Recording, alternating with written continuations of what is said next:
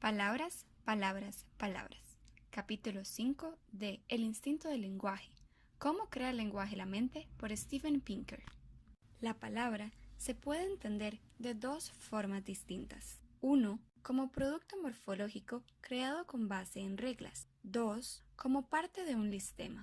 La palabra como producto morfológico.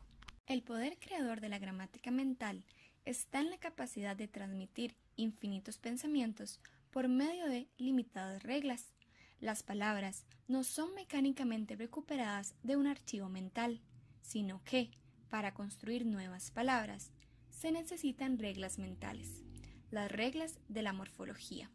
Por ejemplo, una regla mental es que se debe agregar S para generar el plural en español.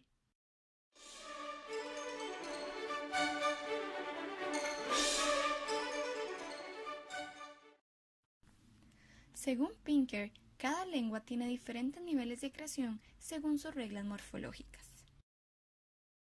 La morfología flexiva es en la que se producen cambios en la palabra pero sin alterar su categoría. Por ejemplo, las formas verbales de la lengua. En inglés hay 4 formas. En español e italiano hay alrededor de 50 y el turco 2 millones.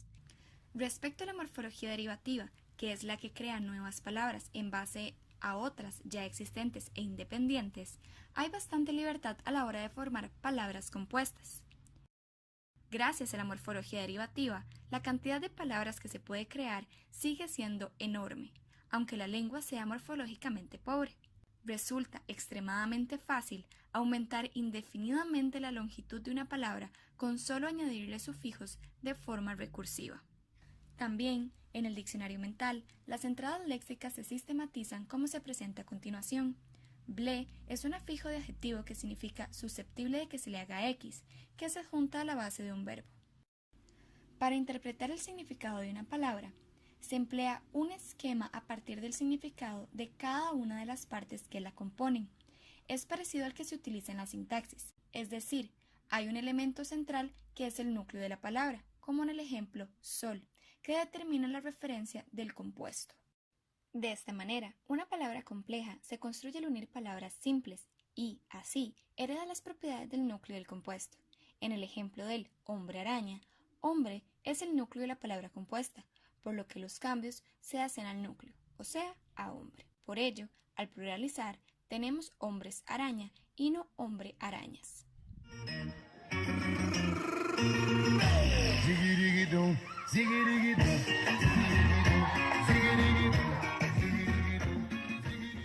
La razón por la que cuando se lanzó el Walkman no se supo cómo llamarlo en plural se debe a que este compuesto no tiene núcleo.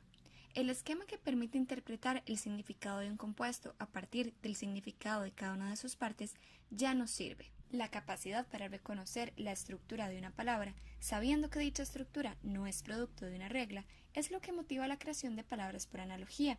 Por ejemplo, es frecuente que personas cultas utilicen formas derivativas para crear nuevos vocablos, a veces dudosamente aceptables.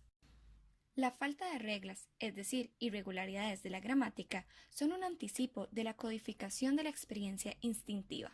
A partir del instinto, se crea.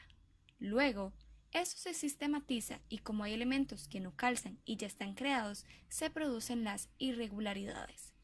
Esa es la razón por la cual las regularidades están representadas como reglas y las irregularidades como raíces. Por eso, lo más probable es que las formas irregulares de los verbos se aprendan de memoria y estén guardados en el diccionario mental. Estudios hechos a niños revelan que los elementos básicos de la gramática son innatos. Los niños distinguen automáticamente entre raíces representadas en el diccionario mental y palabras flexionadas que se crean mediante reglas. Ya se explicó la palabra como producto morfológico, ahora se verá la palabra como listema. El listema es una fracción de información memorizada. Se tiene la idea de que el listema es solo un conjunto de palabras memorizadas y que esto no plantea ningún reto. Para el autor, este desprestigio es inmeritorio porque se es tan creativo con las palabras como con la sintaxis y la memorización de las palabras es de mucho mérito. Si ustedes son de los que creen que tener un listado no implica mucho trabajo, ¿Han considerado cuántas palabras se saben? El listema es más que un mero listado donde la persona busca la palabra. Implica un proceso de reconocimiento de un símbolo mental abstracto y la asociación de este con otros.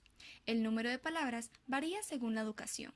Por ejemplo, se dice que Shakespeare conocía alrededor de 15.000 palabras. Esto no debería ser una sorpresa si se considera que, desde los 12 meses de edad, se inicia el aprendizaje de vocabulario.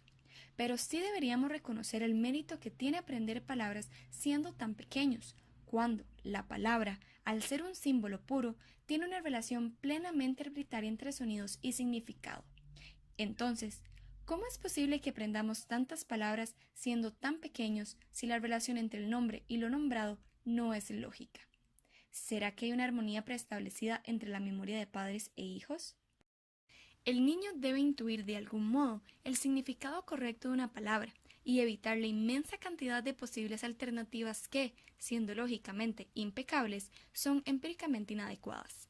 La distinción entre objeto y acción está dada por la distinción que el lenguaje establece entre nombres y verbos. El niño aprendiz de palabras tiene un cerebro que organiza el mundo en objetos y en las acciones en las que intervienen tales objetos. Organizar la experiencia en forma de objetos y acciones representa un punto de partida razonable para hacer predicciones. Para que estas predicciones estén bien formuladas, hay que mantener etiquetas mentales distintas para categorizar objetos y acciones.